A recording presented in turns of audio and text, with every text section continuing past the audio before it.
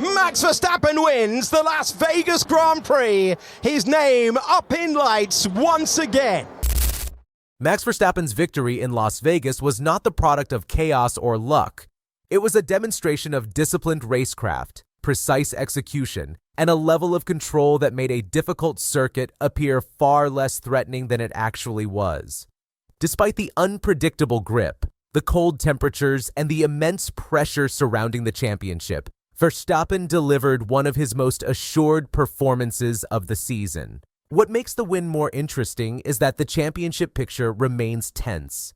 Even though Verstappen finished 20 seconds ahead of Lando Norris, it is Norris who strengthens his position in the title race. He extends his lead over Oscar Piastri and leaves Las Vegas with the larger strategic advantage, while Verstappen simply keeps his hopes alive. With that context in mind, let us break down exactly how Verstappen won this Grand Prix. Not through drama, but through methodical execution at every stage of the race. The start that set the rhythm of the entire race. The defining moment of the race occurred before the first sector had even completed. Lando Norris began the Grand Prix from pole position and attempted a highly defensive maneuver into Turn 1, similar to the aggressive style once used by Michael Schumacher. It was a bold move, but one that revealed the psychological weight of the championship fight. Instead of focusing on hitting the correct braking point, Norris focused on shutting the door on Verstappen. That decision backfired immediately. Norris carried far too much speed into the corner, missed the apex entirely, and slid across the runoff area. In doing so, he surrendered not only the lead to Verstappen, but also second place to George Russell. Within seconds, Norris went from controlling the race to recovering from a self-inflicted error. For Verstappen, the moment could not have been more significant. Once he secured clean air, the nature of the race changed entirely. He no longer needed to overtake, react, or improvise. Instead, he could settle into a rhythm, manage tire temperatures, and run the opening laps at the pace he considered appropriate.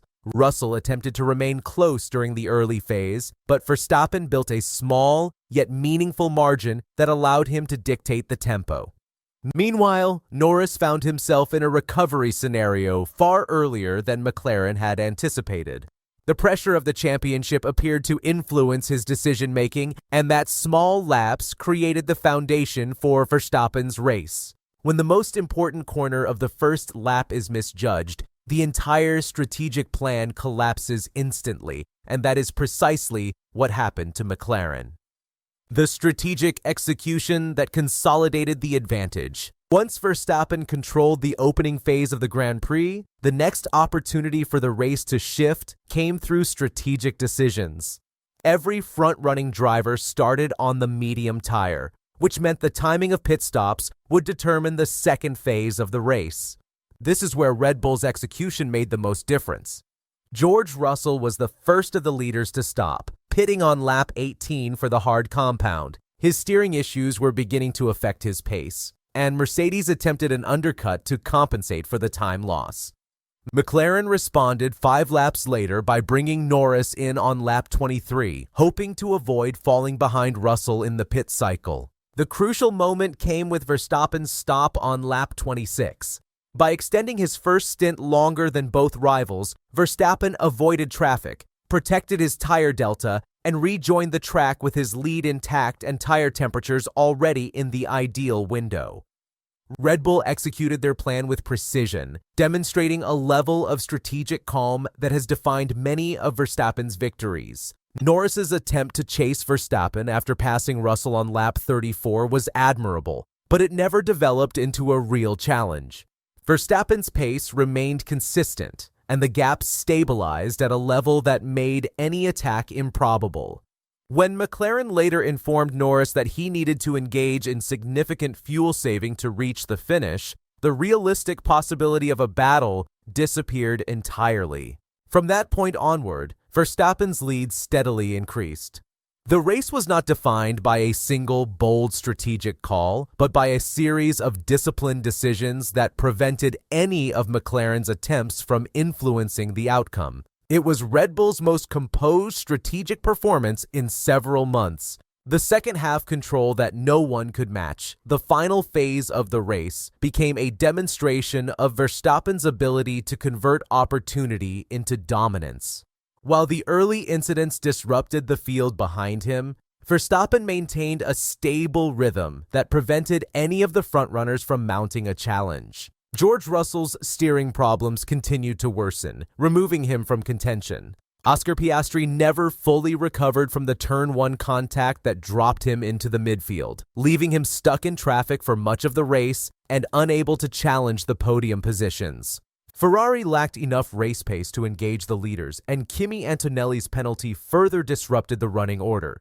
That environment allowed Verstappen to maintain full control. His lap times remained consistent, his tire management remained stable, and his pace advantage grew with each phase of the race. By the time the field reached the closing laps, it was evident that Verstappen's victory was the result of measured execution rather than opportunism. The championship implications are equally important.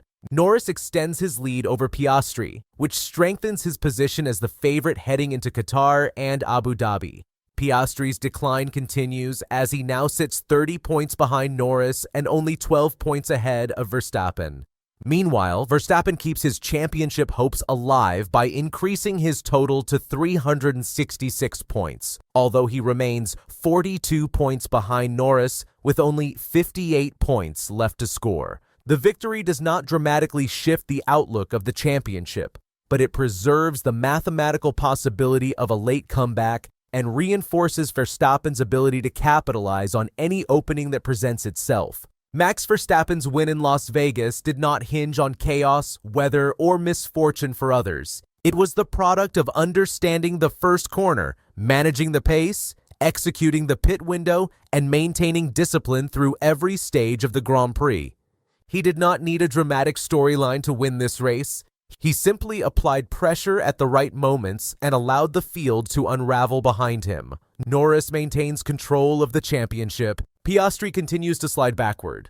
Verstappen keeps the title alive for at least one more round. And the season heads next into Qatar with a fight that remains open, even if the odds remain challenging for Red Bull. What remains to be seen is whether this victory marks the beginning of a late-season surge or simply a temporary response before McLaren reclaims control. That is the question that will shape the final two races of 2025.